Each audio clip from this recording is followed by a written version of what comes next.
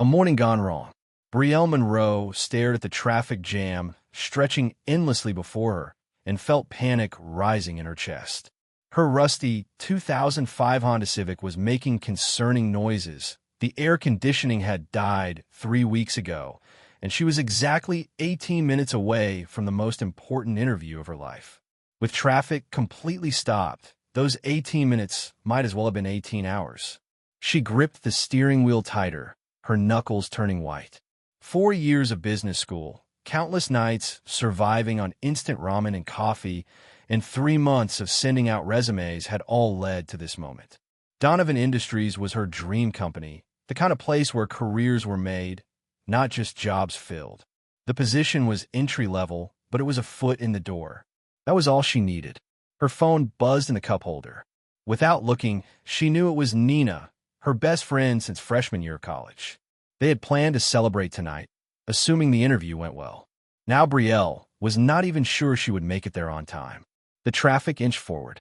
Brielle saw her opening in the right lane and took it, accelerating harder than her ancient car appreciated.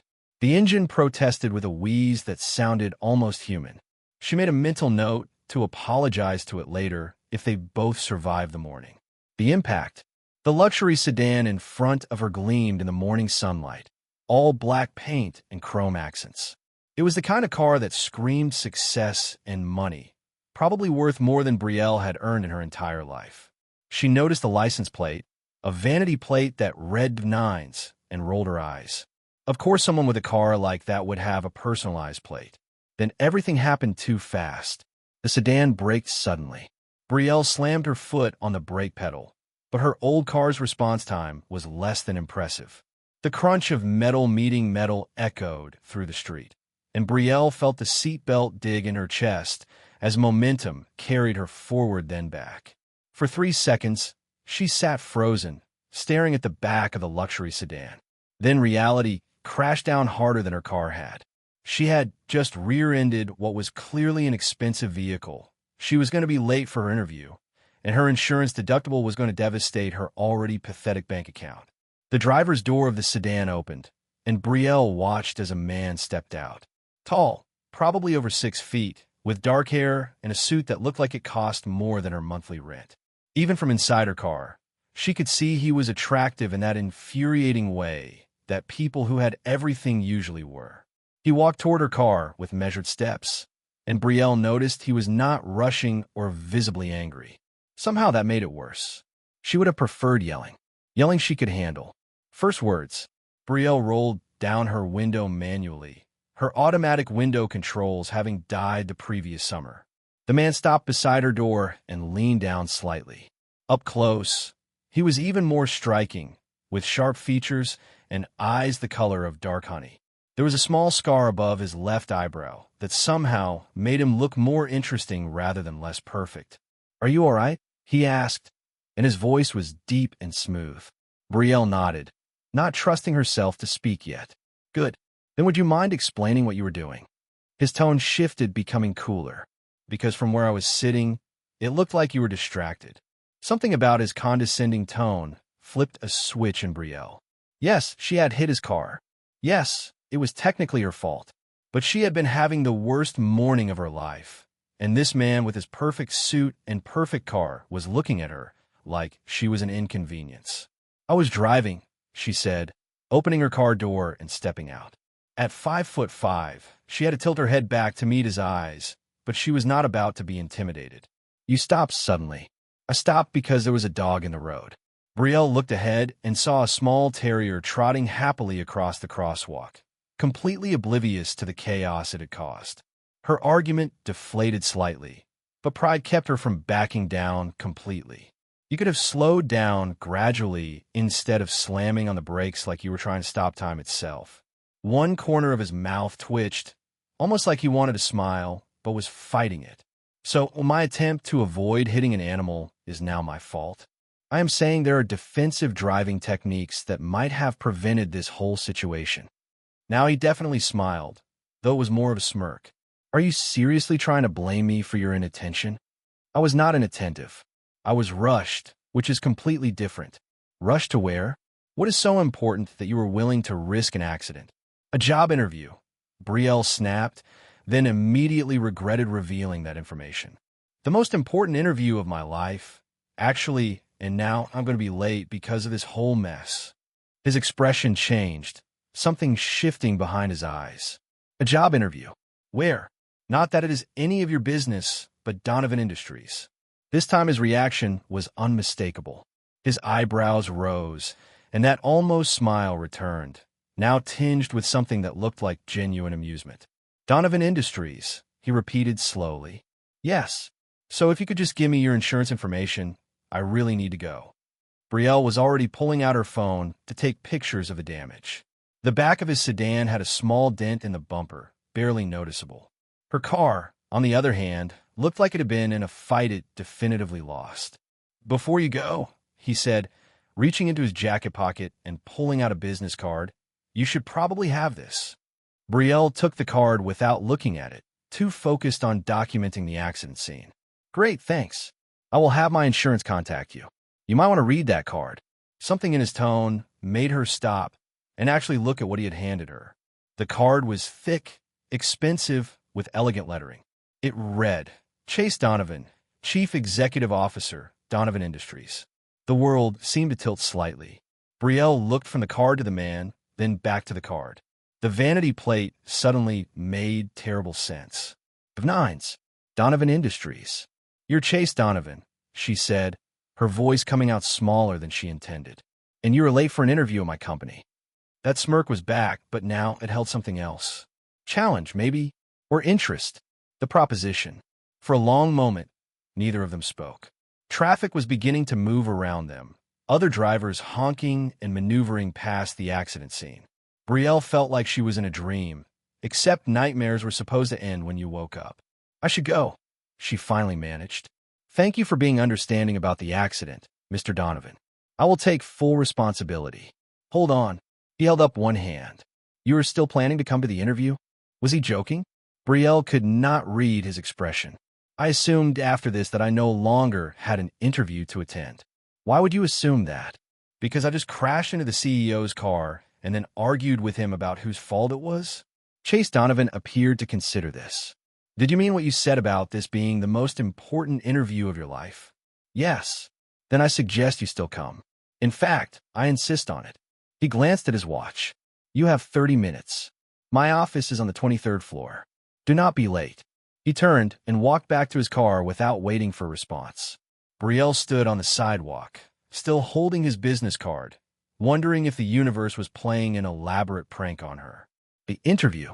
28 minutes later, Brielle burst through the doors of Donovan Industries, her hair slightly disheveled and her heart pounding.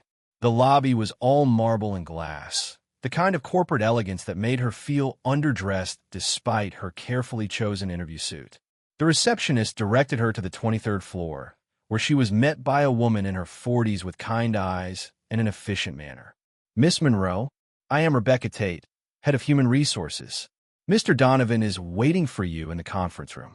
Brielle followed Rebecca down a hallway lined with modern art and floor-to-ceiling windows overlooking the city. Her mind raced with everything she wanted to say, apologies she had been rehearsing in the elevator, but when the conference room door opened, all her prepared words evaporated. Chase Donovan sat at the head of a long table, his jacket removed and his tie loosened slightly. He looked more relaxed than he had on the street, but there was still an intensity in his gaze that made Brielle acutely aware of every breath she took. Miss Monroe, he said, gesturing to a chair across from him. Please sit. Two other people were in the room, an older man with glasses and a younger woman taking notes. Rebecca sat beside them, completing what Brielle assumed was the interview panel. I apologize for being late, Brielle began, but Chase held up his hand. You're not late. You are here. Let us begin. What followed was the strangest interview Brielle had ever experienced. The question started normally enough, asking about her education and experience, but Chase kept interjecting with observations that seemed designed to throw her off balance. Because the job market is competitive, and I was being selective about where I wanted to start my career. Selective. Yet you are here interviewing for an entry-level position. Everyone has to start somewhere, Mr. Donovan. Even you. Rebecca coughed to cover what might have been a laugh. The older man raised his eyebrows. Chase leaned back in his chair, studying Brielle with that intense gaze. Tell me about a time you handled a high-pressure situation.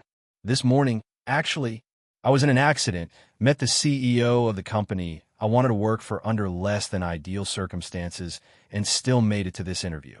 I would say that required some pressure management. Some might say it required reckless driving. Some might say it required determination. The corner of his mouth twitched again with that almost smile. What makes you think you can handle working here? Because I have spent 4 years preparing for exactly this opportunity. I know your company's history, your values, your recent expansion into sustainable technologies. I know you acquired Bennett Solutions last year and integrated their team in under 6 months, which industry analysts said was impossible. I know that Donovan Industries is not just a job. It is a career, a challenge, and a chance to be part of something bigger than myself. The room fell silent. Chase Donovan looked at her for what felt like an eternity. You rear-ended my car, he said finally. I did. You argued with me about fault. I did. And you think you should work here? Brielle met his gaze steadily. Yes. Ido. He stood abruptly, and for a moment Brielle thought he was about to ask her to leave. Instead, he walked around the table and extended his hand. Welcome to Donovan Industries, Miss Monroe. You start Monday. Brielle stood shakily and shook his hand, feeling the firm grip and the warmth of his palm against hers. Thank you, Mr. Donovan. Call me Chase, he said. And Miss Monroe? Yes. This is going to be very interesting. As Brielle left the building, her phone buzzed with a text from Nina. How did it go? Brielle looked back at the gleaming tower behind her and typed, I got the job. It is a long story. She had no idea just how long that story would become. The first day Monday morning arrived with a mix of excitement and dread that left Brielle standing in front of her closet for 20 minutes, second-guessing every outfit choice. She finally settled on a navy blazer and cream blouse that screamed competent professional who definitely did not rear-end the CEO last week. Nina had spent the entire weekend alternating between celebrating and warning Brielle about the complications of working for someone she had literally crashed into. Just promise me you will keep it professional, Nina had said over Sunday brunch. No matter how attractive he is. He is my boss, Brielle had replied. Of course I will keep it professional. Now, walking through the pristine lobby of Donovan Industries as an actual employee rather than a nervous interviewee, Brielle felt the weight of that promise. She checked in at reception, received her security badge, and was directed to the 22nd floor where the administrative offices were located.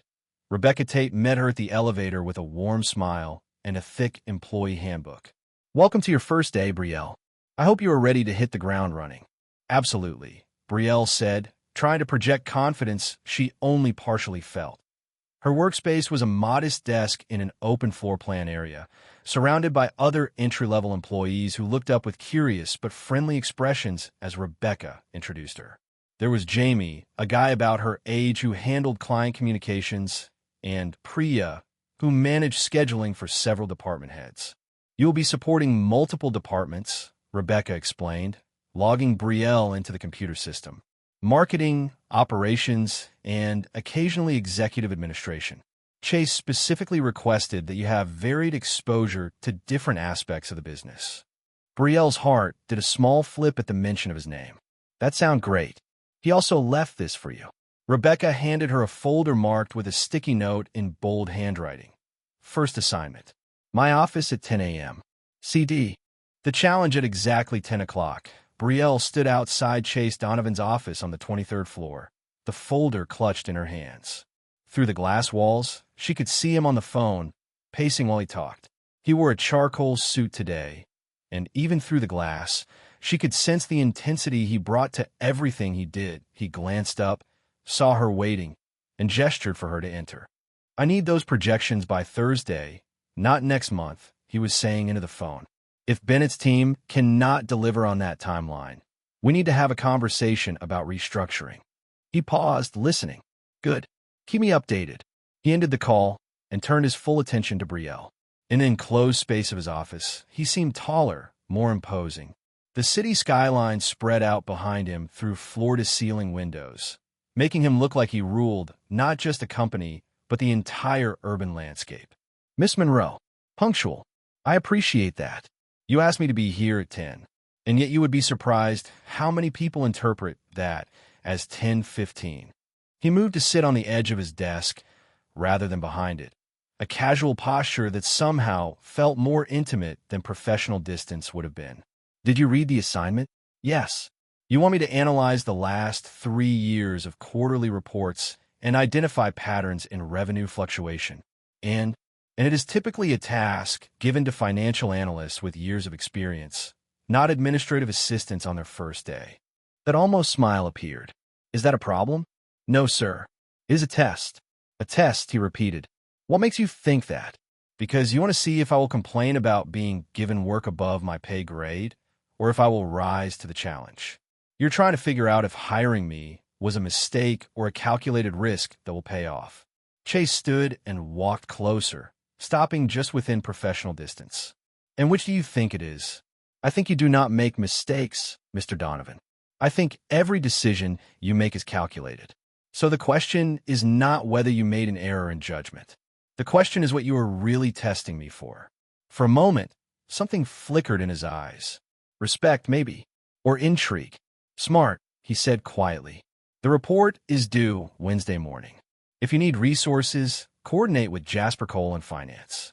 He knows you will be reaching out. Anything else? Yes. Stop calling me Mr. Donovan when we are alone. It makes me feel ancient. You are the CEO. Is not that part of maintaining professional boundaries?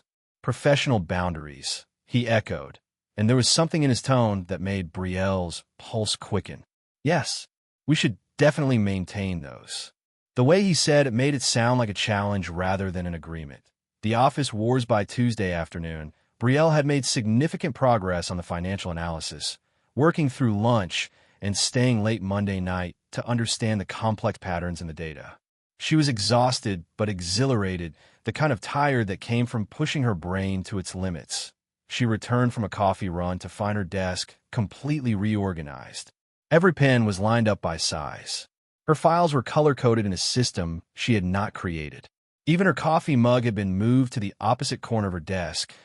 A yellow sticky note sat on her keyboard. Noticed your organizational system needed improvement. You are welcome.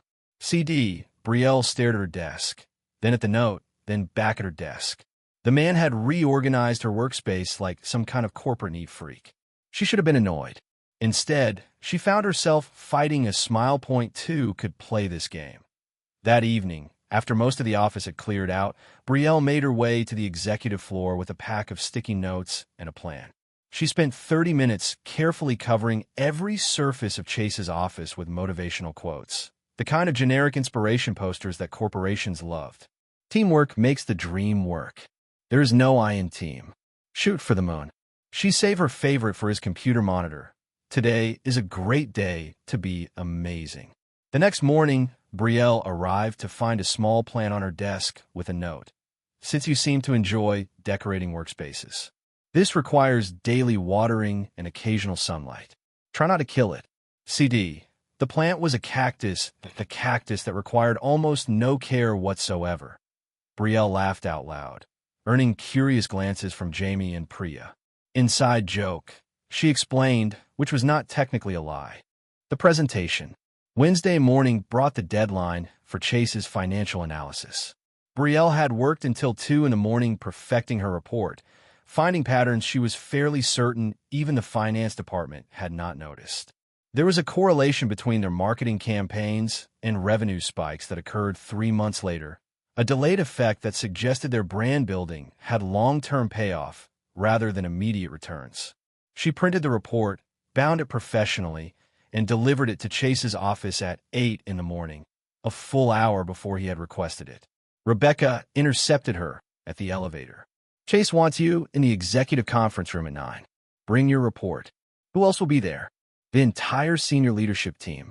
He wants you to present your findings. Brielle felt her stomach drop. Present? I thought this was just a written report. Welcome to working for Chase Donovan. Rebecca said with a sympathetic smile. He likes to keep people on their toes. At 9 sharp, Brielle walked into a conference room filled with executives who had probably forgotten more about business than she had learned in 4 years of school. Chase sat at the head of the table, and when she entered, he gestured to the empty chair beside him. Everyone, this is Brielle Monroe, our newest team member.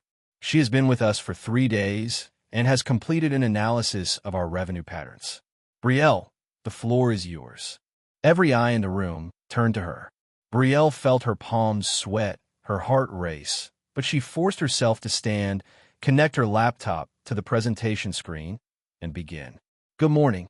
Over the past 3 years, Donovan Industries has experienced consistent growth, but with interesting fluctuation patterns that initially appear random. She clicked to her first slide, showing graphs and data points. However, when we overlay marketing campaign launches with revenue increases and adjust for a 3-month delay, a clear correlation emerges. She walked them through her analysis, pointing out patterns, explaining her methodology, and fielding questions from executives who clearly had not expected an entry-level employee to present anything this sophisticated. Jasper Cole, the finance director Chase had mentioned, nodded appreciatively. This is excellent work. Have you considered analyzing our competitors' patterns to see if this 3-month delay is industry standard or unique to our approach? I did, actually.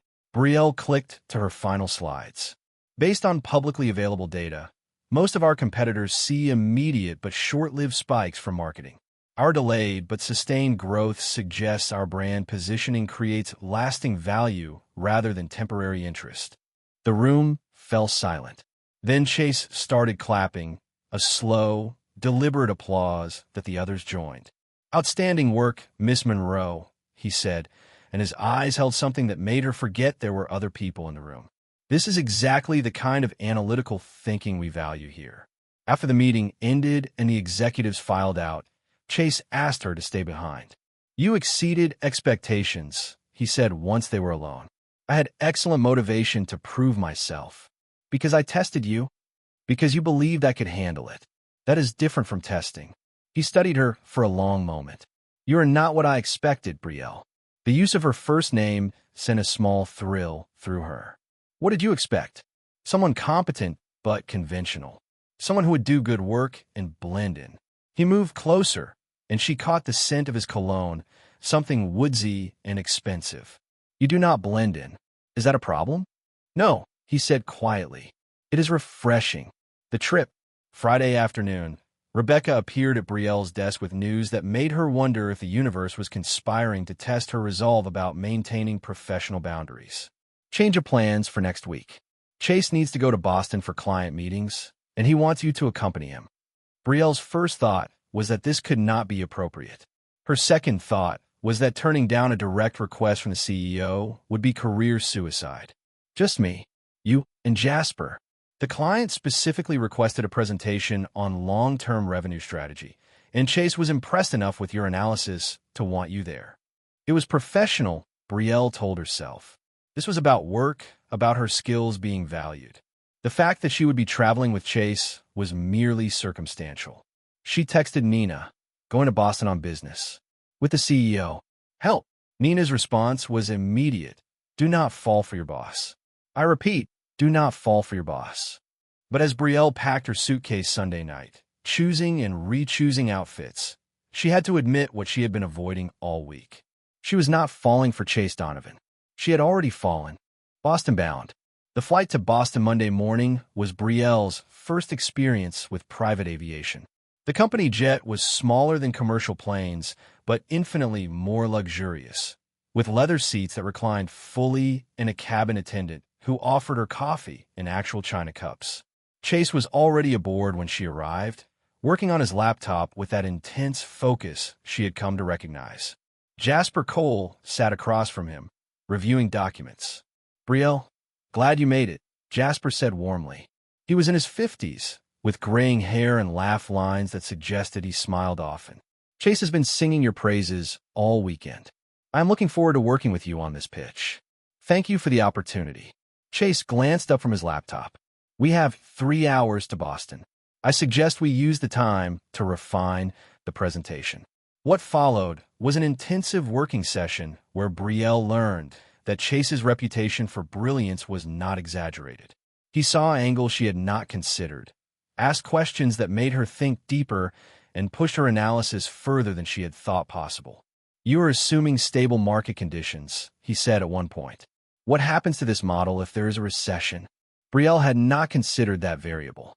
She admitted as much, then spent 20 minutes recalculating while Chase and Jasper discussed other aspects of the pitch. When she presented her revised analysis, accounting for economic downturns, Chase leaned back in his seat and smiled. Not the almost smile she had seen before, but a full, genuine smile that transformed his entire face. "Brilliant," he said. "That is exactly the kind of thinking that will win this client." The praise warmed her more than it should have. They landed in Boston just after noon and took a car service to the hotel where the client meetings would be held. Brielle found herself in a suite that was nicer than her entire apartment, with a view of Boston Harbor and amenities that included a marble bathroom and a bed that looked like it belonged in a luxury magazine. She had 2 hours before the client dinner. 2 hours to rehearse, to prepare, and to remind herself that this trip was about business, not about the way her pulse quickened every time Chase looked at her with those intense eyes. The dinner. The client dinner was held in a private room at one of Boston's most prestigious restaurants. Brielle wore a black dress that was professional but elegant, and when she entered the room, she saw Chase's eyes track her movement before he controlled his expression. The clients were 3 executives from a major pharmaceutical company looking to restructure their revenue models. They were smart, demanding, and clearly skeptical that Donovan Industries could deliver what they promised. Over appetizers, Chase established rapport with easy charm. Over the main course, Jasper presented the financial framework, and over dessert, Brielle was asked to explain her analysis. She spoke about patterns and predictions, about data-driven decision-making and long-term value creation.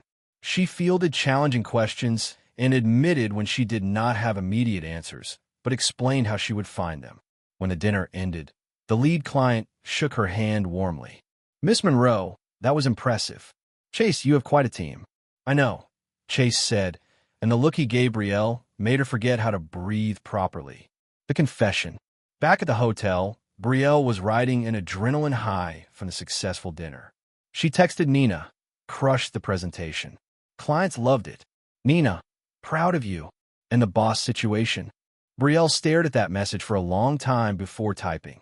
Complicated. She was putting her phone down when there was a knock at her door. Through the peephole, she saw Chase standing in the hallway, his tie gone and the top button of his shirt undone. She opened the door. "Is everything okay? Can I come in?" She stepped aside, and he entered her suite, moving to the windows overlooking the harbor.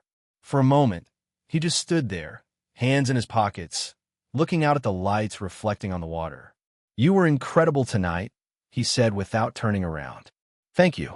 It was a team effort." "No." Now, he turned to face her. "It was you. Your analysis, your presentation, your ability to connect with them. That was all you." Brielle did not know what to say. The air in the room felt charged, like before a thunderstorm. "Brielle, I need to tell you something, and I need you to know that it does not affect your job or your position in the company." Her heart started pounding. "Okay, I hired you because you were qualified, because you were smart and capable and showed more determination in one morning than most people show in a lifetime." He moved closer. "But I kept giving you challenging assignments, kept testing you, because I was trying to find a flaw. A flaw. Something that would make you less attractive to me. Some reason why I should not feel what I feel when you walk into a room." Brielle's breath caught. "And did you find one?" "No. Every time I think I have you figured out, you surprise me again. Every time I try to create distance, I find myself looking for excuses to be near you." He was standing close now, close enough that she could see the flecks of gold in his brown eyes, close enough to feel the warmth radiating from him. "Chase," she whispered, "this is complicated. I know. You are my boss. I know that too. And I have only worked there for a week. 1 week that feels like so much more." His hand came up to cup her cheek, his thumb brushing softly across her skin. "Tell me you do not feel this too, and I will walk away right now." Tell me it is just me, and we will never speak of this again. Brielle knew she should lie. She should protect herself, her career, her heart. But she had never been good at lying. I cannot tell you that, she said softly. Why not? Because it would not be true. The kiss, when it came, felt inevitable. His lips met hers gently at first, questioning, and she answered by threading her fingers through his hair and pulling him closer. The kiss deepened, and Brielle felt like she was falling, floating, flying all at once. When they finally pulled apart, both breathing hard, Chase rested his forehead against hers. This changes everything, he said. I know. Are you scared? Terrified? Me too. He pulled back to look at her. But Brielle, I have never been more certain of anything in my life. This US, whatever this is, I want to see where it goes. What about work? What about professional boundaries? We will figure it out. Together. He smiled, that full, genuine smile that made her heart flip. I'm not asking you to make any decisions tonight. I just needed you to know how I feel. Chase. Yes. I'm glad you told me. He kissed her again, softer this time, sweeter. Then he moved toward the door. Get some rest. We have a presentation tomorrow that is going to change the trajectory of this company. Good night, Chase. Good night, Brielle. After he left, Brielle stood by the window, looking out at Boston Harbor and wondering how her life had become so wonderfully complicated in the span of 1 week. Back to reality. The flight back to New York Wednesday afternoon felt different from the trip to Boston. Brielle sat across from Chase in the private jet, ostensibly reviewing the signed contract from their successful client meetings, but really just sneaking glances at him when she thought he was not looking. Jasper had stayed in Boston for follow-up meetings, leaving Chase and Brielle alone with the cabin attendant who discreetly disappeared into the galley after serving drinks. Stop thinking so loud, Chase said without looking up from his tablet. I can hear you from here. I'm not thinking loudly. You're thinking about Monday, about walking into the office and figuring out how this works. Now he did look up, and his eyes were warm. Am I right? Maybe. He set down his tablet and moved to sit beside her. We do not have to tell anyone yet. We can take this slow, figure out what we're doing before we deal with office politics. Is that what you want? What I want, he said, taking her hand, is to not have to hide how I feel about you. But what I also want is to protect you from gossip and complications. So we will be discreet until we are both ready. Discreet, Brielle repeated, like secret office romance discreet. Like two adults navigating a complex situation discreet. He smiled. Though I have to admit, the secret office romance angle has a certain appeal. She laughed despite her nerves. You are impossible. You keep saying that like it is a bad thing. When they landed in New York, Chase's driver was waiting. Can I drop you home? He offered. That might not be very discreet. Good point. Rain check on driving you home. Definitely.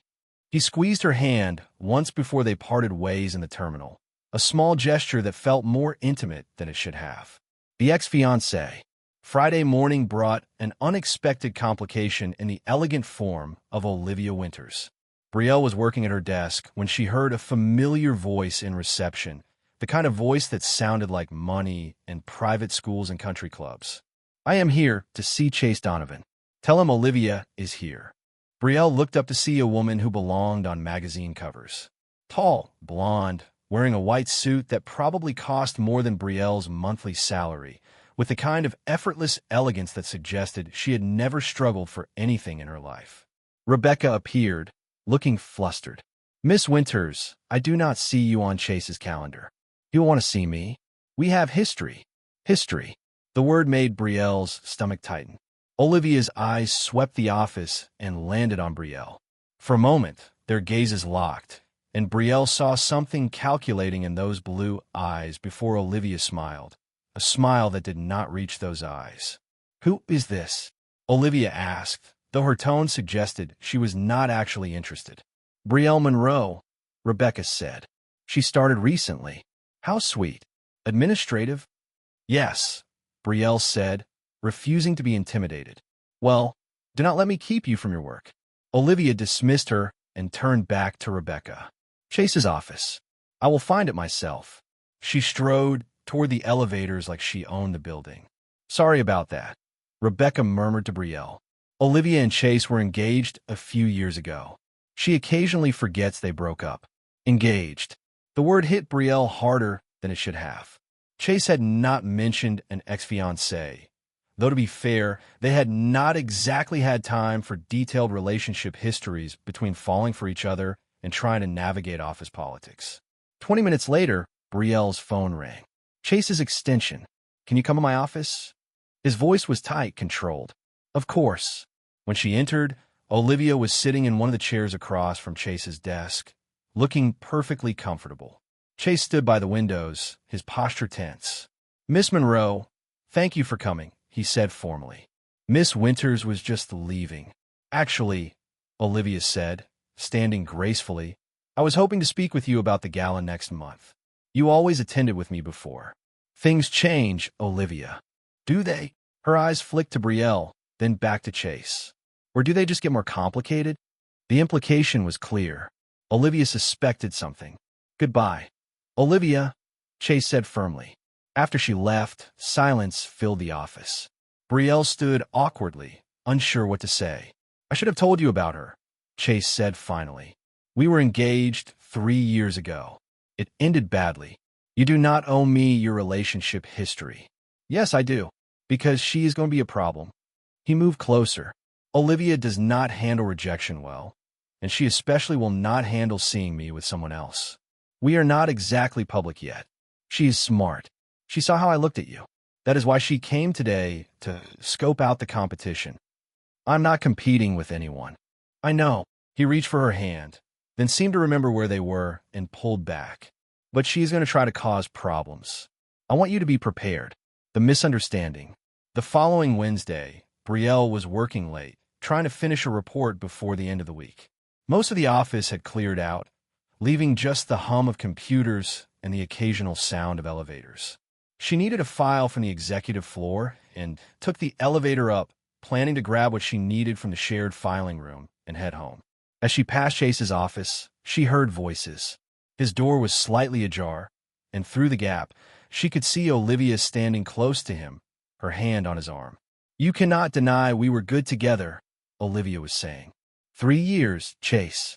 That meant something. It meant something until it ended. Because you were scared. Because you always run when things get too real. Brielle knew she should walk away, should not eavesdrop on a private conversation. But her feet would not move. I am not running from anything, Chase said, and there was something in his voice Brielle could not identify. I just do not love you anymore. Are you sure about that? Or are you just infatuated with something new and shiny? Silence. Do not do this, Olivia. Do what? Remind you that we have history? That we understand each other in ways no one else ever could. We are done. We have been done for 3 years. Then why did you save me as an emergency contact on your medical forms? More silence. Brielle felt her heart sinking. That was an oversight. I will have it changed. Will you? Because I think part of you still loves me, Chase. I think part of you always will. Brielle did not wait to hear his response. She turned and walked back to the elevator, her vision blurring with tears she refused to let fall. She was being ridiculous. They had said 3 years ago. Emergency contact forms were administrative details people forgot to update. But the doubt had planted itself in her mind, growing roots. What if Olivia was right? What if Chase was just infatuated with something new? What if Brielle was just a distraction, a rebound, a way to avoid dealing with unresolved feelings for his ex-fiancée? She packed up her desk and went home without saying goodbye. The confrontation. Chase called that night. Brielle let it go to voicemail. He texted, "Are you okay? You left without telling me." She typed and deleted 5 responses before settling on. Just tired. Long week. Thursday, she avoided him entirely, taking lunch at her desk and leaving immediately at 5. Friday morning, he was waiting at her desk when she arrived. Conference room. Now, it was not a request. She followed him into an empty conference room, and he closed the door behind them. What is going on? He demanded. You have been avoiding me for 2 days. I have not. Brielle. He moved closer. Talk to me. I overheard you and Olivia. Wednesday night. His expression changed. What did you hear? Enough. About how you were good together. About emergency contacts.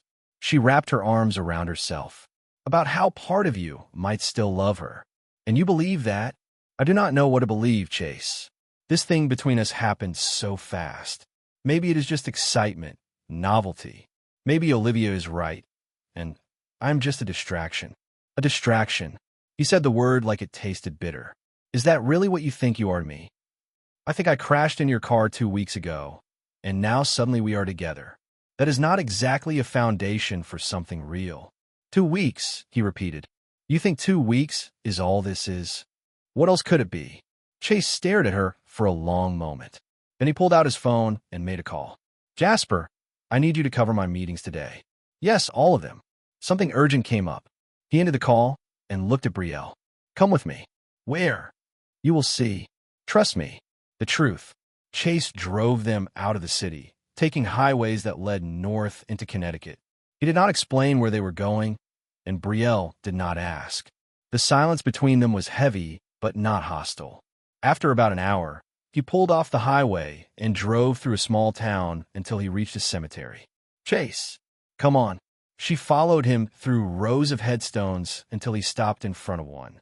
The name read Robert Donovan, with dates spanning 68 years. My grandfather, Chase said quietly. The man who started Donovan Industries. The man who taught me everything about business and life. Brielle stood beside him, waiting. He died 4 years ago, right before I was supposed to marry Olivia. Chase's voice was thick. I was at his bedside at the end, and he told me something I have never told anyone else. You do not have to tell me. Yes, I do, because you need to understand. He turned to face her. He said that marrying someone you do not truly love is the biggest mistake a person can make. He said that real love is not comfortable or convenient. It challenges you. It scares you. It makes you better than you thought you could be. Tears were streaming down Brielle's face now. The day after his funeral, I called off the engagement with Olivia. She was furious, told me I was using grief as an excuse. But the truth was, my grandfather's words made me realize I had been settling. I loved Olivia in a way, but I was not in love with her. Not the way he described. Not the way that matters. He took Brielle's hands in his. And then 2 weeks ago, this incredible woman crashed into my car and argued with me about defensive driving. She was brave and stubborn and refused to be intimidated. And every single day since then, she has challenged me, surprised me, made me laugh, made me think. His voice broke. She made me understand what my grandfather meant about real love. Chase, you are not a distraction, Brielle. You're not a rebound or a novelty. You're the first person who has ever made me feel like this, like I would burn down the whole world if it meant keeping you safe. But Olivia said, Olivia was trying to manipulate you because she saw that I am happy, possibly for the first time since my grandfather died, and she could not stand it. He cupped her face gently. The emergency contact thing was an administrative error that I fixed the same night she mentioned it. I do not love her. I have not loved her for a long time. I'm sorry I doubted you. I'm sorry I did not tell you about her properly. I should have been more open. He leaned his forehead against hers. Brielle Monroe, I am completely, terrifyingly in love with you. And I do not care who knows it. Even if it complicates work, especially then, we will figure it out together. She kissed him then, surrounded by headstones and autumn leaves, and it felt like coming home. The announcement. Monday morning, Chase called an all-staff meeting. The entire company gathered in the main conference room, murmuring with curiosity about why the CEO had summoned everyone. Brielle stood at the back, her heart pounding. Chase took the podium and cleared his throat. I want to address something before rumors start circulating. As of this morning, Brielle Monroe is being transferred to a project management position reporting directly to Jasper Cole rather than through executive administration. Confused murmurs filled the room. Brielle saw Nina in the crowd, her eyes wide. This transfer is not a demotion or a reflection of her performance, which has been exemplary.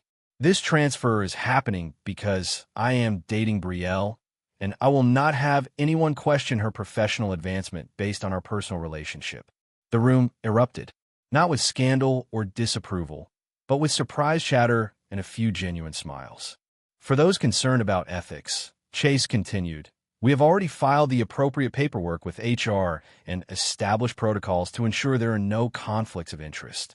Brielle earned her new position through her work on the Boston Project, which several of you witnessed. Rebecca stood and started clapping. Others joined in.